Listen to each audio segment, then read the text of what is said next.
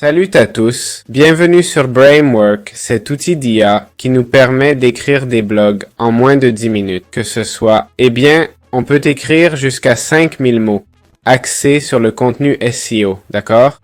Comme vous voyez, plus de 6000 blogueurs et agences ont utilisé cet outil dans plus de 80 pays.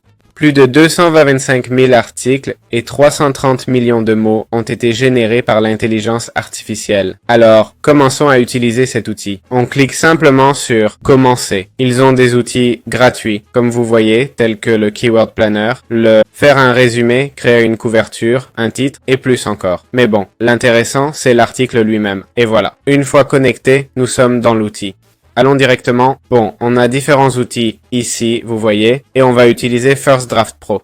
Ok? C'est ce qui nous permet de faire un article optimisé. D'accord? Là, ça nous dit 0 sur 0. On peut l'essayer pour $1, mais on peut voir un peu comment ça marche. Ok? Sujets principaux. D'accord? De quoi parle notre article? Où on veut trouver l'info pour le titre, la cible. Ok? Quel H2 et H3 on veut, ou s'il y a les génères, les consignes, les améliorations, le contenu promo. Je vois pas de lien interne, ok? Donc c'est un peu raté. Normalement, dans les articles, on devrait créer des liens dans nos textes pour avoir un meilleur contenu. Allez, jetons un œil aux forfaits. Les forfaits, on commence par le Flex Pay As You Go, on peut payer à l'usage avec un essai à $1 pour faire 4, 8 ou 16 blogs, jusqu'à 100 000 mots IA et vérifier le plagiat.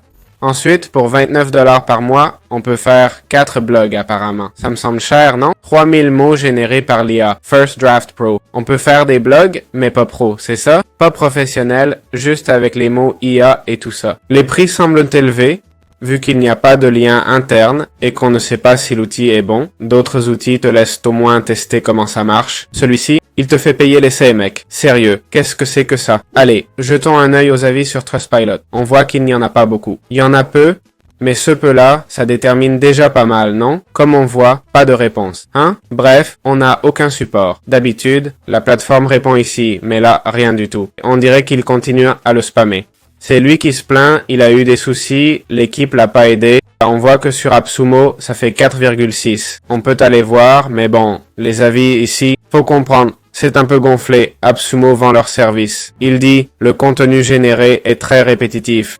Même avec des consignes précises, ça fait que 50-70 mots corrects. Ça, c'est de 2022. Forcément, ça fait déjà trop longtemps. Bon, l'avis général estime que ce n'est pas forcément un mauvais outil, mais comparé à d'autres, ce n'est pas le meilleur. Ok? Et quels outils seraient meilleurs?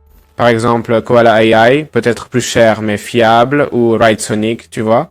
Etc. Bref, perso, j'ai pas trop aimé ce qu'il propose, ni comment il le présente. J'ai même pas pu vérifier la qualité du travail, mais je vois déjà plein de gens s'en plaindre. C'est vrai que ces plaintes, sont anciennes, mais vu le support actuel, ça n'inspire pas confiance. Voilà, c'est tout ce que j'avais à dire.